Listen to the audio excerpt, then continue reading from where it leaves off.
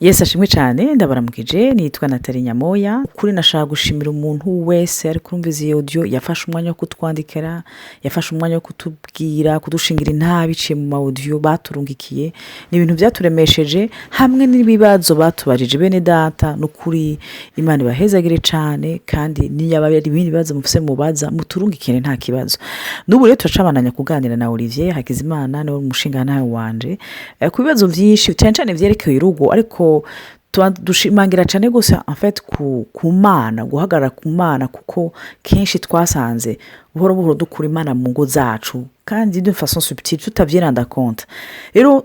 tubandanye kwishura ibibazo baturungikiye ingenda manze ndamubahe abaramutse. Imana ishimwe cyane nizere ko meze neza ku batanzi nitwa Hakizimana Olivier ngomba nanje kubashimira ni benshi banyandikira ni benshi bangira ama audio y'intahe muratwihanganira kumbure tuzogira umunsi wo kuvuga intahe mugabo bien sûr ntitubatera ubwoba rimwe na rimwe hari abantu batagomba guseruka tuzoshinga intahe tutarinze tuvuga amazina cyangwa n'ababiturungikiye kiretse ari ukeneye ari wemeye yuko dushobora kuvuga izina ryiwe tuzogira audio yo gushinga izo ntahe tuzisoma tuzisubiramwo ariko tugomba kubabwira yuko nukuri bidutera intege urabona iyo ugira audio nturonke retour rimwe na rimwe harike wibwira uti none aba bantu bavyumvise bafashijwe canke rero ku muntu wese ariko aratwandikira nukuri Imana imuhezagire. Hari ikibazo rero umuntu mwigeze kuturungikira dayo yari audio arabaza ati iyo nk'umuntu yakijijwe abantu bose muri couple dayo banakijijwe cyangwa atanakijijwe umwe muri bo de toute façon akijijwe hari gihe ijambo ry'Imana rigusaba gukora ibikorwa byo kwizera hamwe uvuga uti quand même j'ai fait ma part. Abantu benshi hari gihe bibaza ati nukuri je nararavye naragerageje icasabwe n'ijambo ry'Imana naragerageje kurikora none ko ibintu bitarahinduka bimeze gute no kuriki none ubundi we yoca dibama akaguma muri bya bindi nyene none Imana yobirihe dans ce cas là que faut-il faire sinzi nashaka gato tucechange ko cyane ndazi ko hari abamama benshi usanga bafise nk'imitwaro soit y'abagabo bubakanye soit y'abana souvent abagore tucenshene dans ce genre de détails hamugasanga umuntu aratakaye mu vyatezo gukora ariko akumva umenga aratawe n'Imana umenga ari wenyene muri iyo defi ukama ingura rindi rutazicukura rindi sinzi cubuciyumvira peut-être ngerageje no gupreciser ico kibazo kuri uwo muntu yari karatubaza aravuga ati nk'ikintu mwavuze cyo gusengera hamwe ati nk'umugabo atavyumvise cyangwa umugore atavyumvise mbega umuntu yo kwicara ngaho akazorindira akavuga ngo Yesu azobikora urumva ivyo ico kibazo aragomba kuvuga mu buryo rusange ni kibazo umuntu ashobora kwibaza no mu bintu bitandukanye kuko hari ibintu par exemple Imana usanga yaragushize ku mutima Imana iba yarakubwiye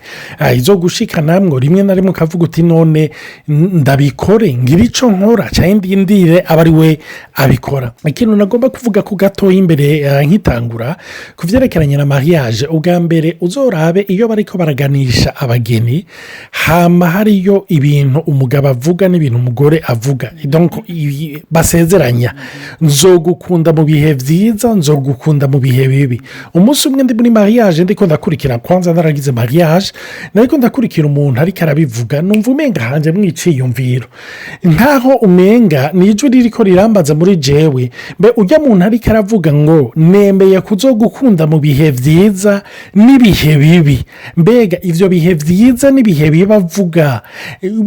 wibaza yuko azi ivyo azocamwo nukuvuga iki nukuvuga kenshi iyo turiko turabivuga ndakunda cyane ingene babivuga no mu gifaransa bavyita baveu donc ni ivyifuzo urumva kenshi mu kirundi umenga no kurahira kuko iyo ndiko ndavuga ngo nzogukunda mu bihe vyiza no nzogukunda mu bihe bibi mba ndiko ndavuga en référence y'ibihe bibi maze kubamwo canke ibihe vyiza maze gucamwo rero mu mutu nkavuga ngo mu bihe bibi no mu bihe vyiza donc tout en sachant yuko ni bimwe nzi ariko sinzi ivyo tuzohura ejo sinzi n'ivyo tuzohura hirya y'ejo ndabaha akarorero gasanzwe hari igihe umuntu ashobora kukugurana amahera cyangwa ashobora kuguha amahera ukavuga uti cyangwa ugafata ideni ahantu mvuga ku karorero kuko niko gakunda kudushikira maze ukaca uvuga uti ni ukuri nzoyasubiza iyi tariki nzoyasubiza iki gihe mugabe icyo gihe kikagera mu mutwe muri plan zawe wumva yuko icyo gihe uzoba uyafise ariko hakagera kubera amaserconstance n'ibindi bintu byahindutse abantu bakibaza bati ujya muntu n'umuyesikoro si umuyesikoro igihe wabivuga twete sincere ariko ko mutametiriza ibizobejo ntuzi ibiba rero no mu byerekeranye n'urugo icyo kintu na jotene yo kugucishamwo kugira nshike kuri point ivuga malgré ta bonne volonté ntushobora guhindura urugo rwawe icyo nicyo nagomba kuvuga ko yesi aravuga ijambo nkunda muri yohana ikigamiro cya 15 umenga ni ku murongo wa 5 n'uwa 6 aho ariko aravuga ibyerekeranye n'umuzabibu hama mu nyuma kuri iyo verse aravuga umenga ni verse 5 aravuga sans moi vous ne pouvez rien faire kuko mutamfise ntacyo mushobora gukora ntacyo mushobora kumara ntacyo mushobora gushikako aya ariko aravuga ku byerekeranye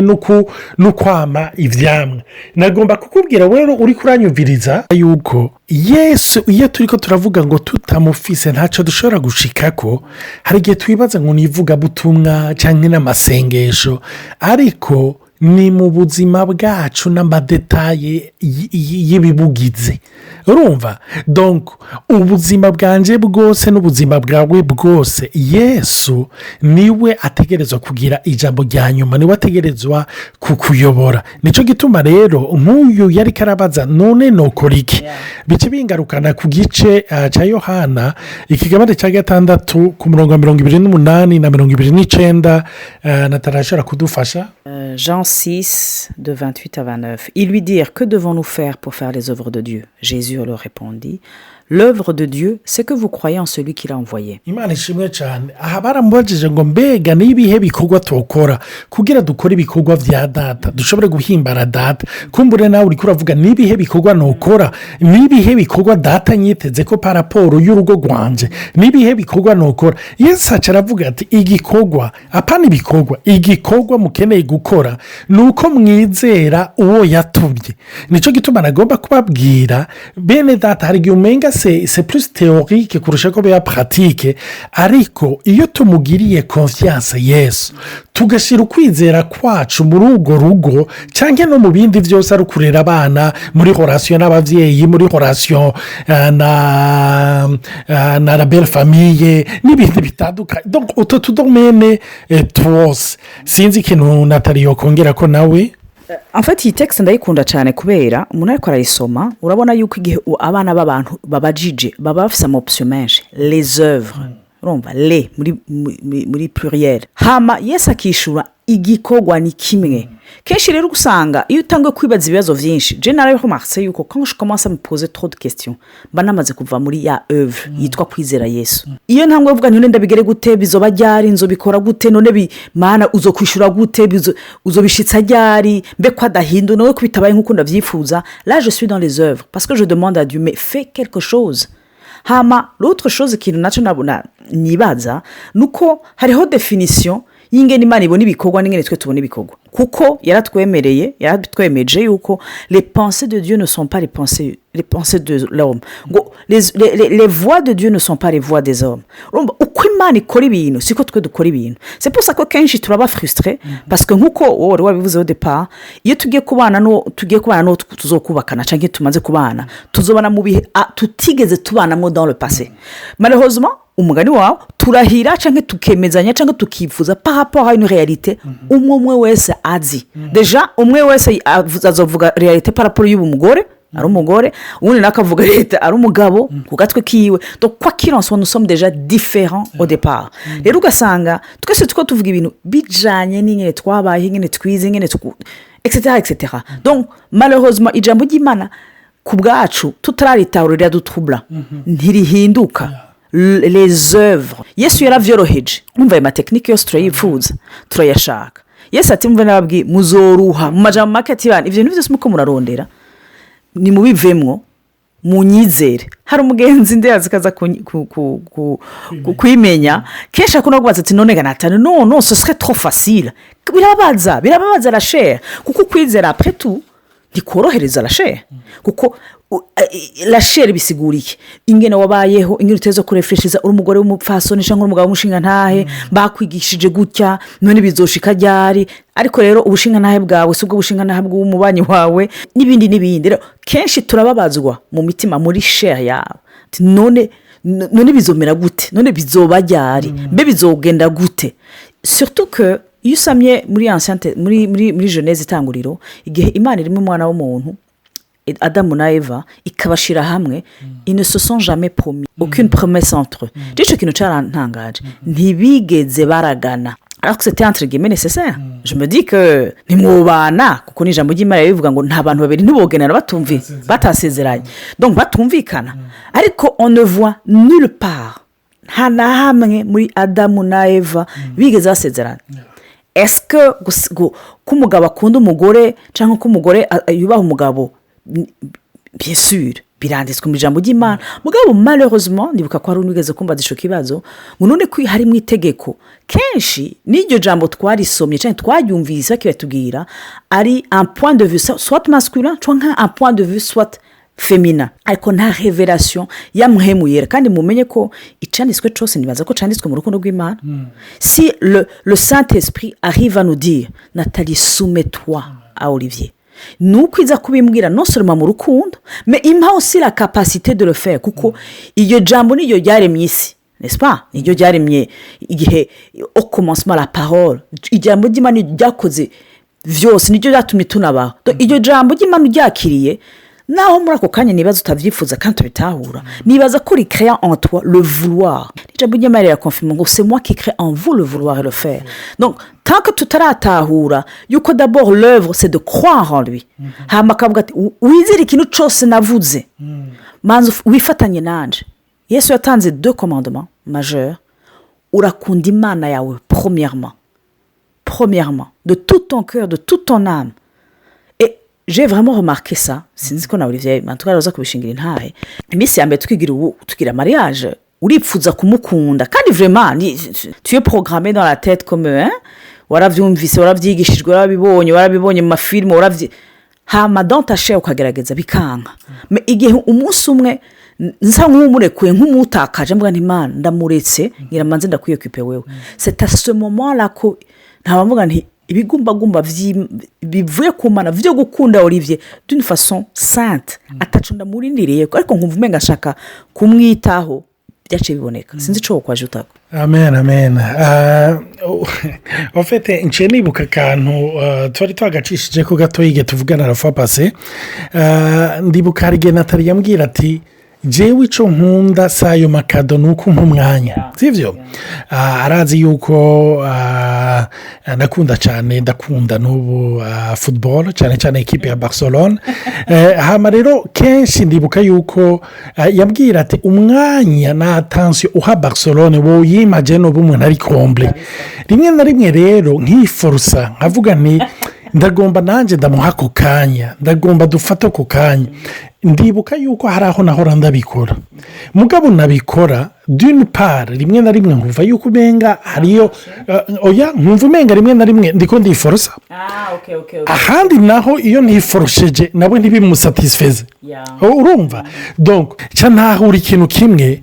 bene data umuntu ashobora kuguha ivyo wifuza vyose ukaguma wumva yuko umenga haragahaze cyangwa harakabuze nico gituma tanke Yesu ataragukombra nukuri iki kintu ndagisubiramo